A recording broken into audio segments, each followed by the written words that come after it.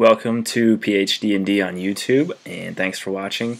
With the response videos going around on favorite NPCs, I thought I'd kind of throw together a video today about how to create NPCs, kind of the methods that I use to go through and create interesting characters to fill your world and actually create your world. They are going to influence it. NPCs, I've said this, I know other people have said it, they are one of the single most important factors in a campaign setting. Period.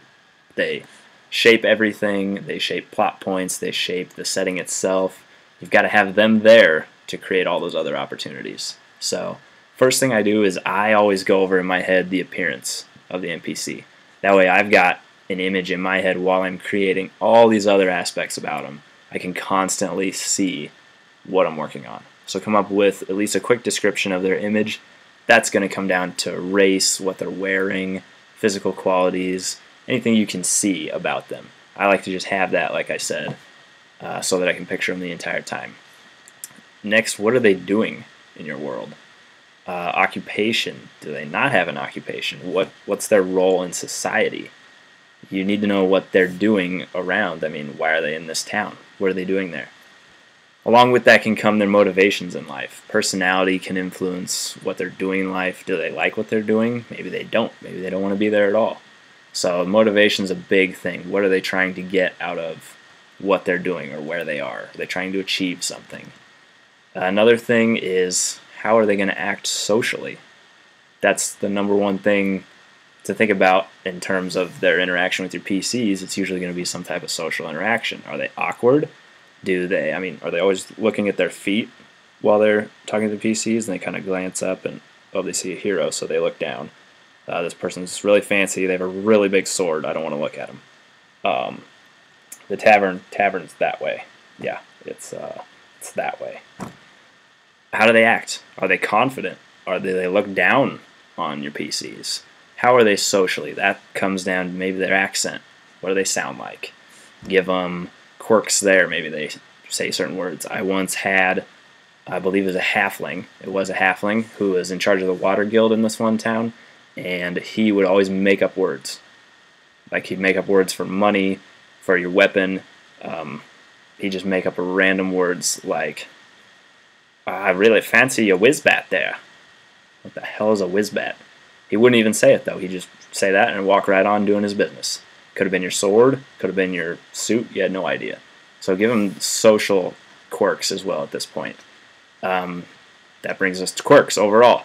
In my adventure building binder that I kind of put together in another video, I've got over 400 different quirks that I can just easily access. Small things. Some PCs, maybe they're flatulent, something like that. Maybe they're always rolling dice, which is very easy to do during a role-playing game. Maybe they're always clapping their hands or clasping them or brushing their face in some manner. Just give them some type of quirk to really bring them to life, because people have quirks. People have all kinds of quirks. Other than that, secrets are a big one. And I know people have talked about this as well. Give them some secret. Something they know your PCs don't know. And your PCs may never find out, but it influences their behavior in some manner. Maybe they murdered their father. That's a pretty extreme example. But some type of secret that's really going to influence everything else, because life experiences do influence everything, and we don't always like to share them. So we have secrets. So give them one of those. What would they also know about the world around them, as well as plot points?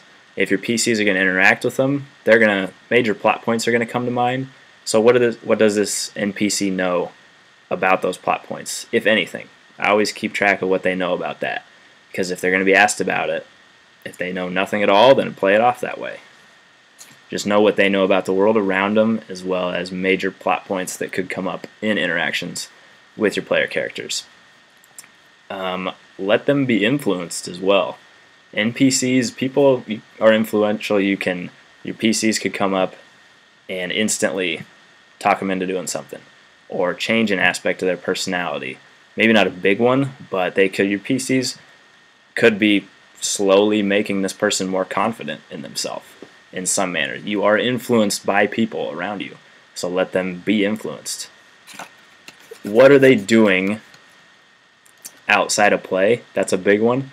Have them evolve throughout the campaign, because you may not be seeing them the whole time. You may only run into them every now and then.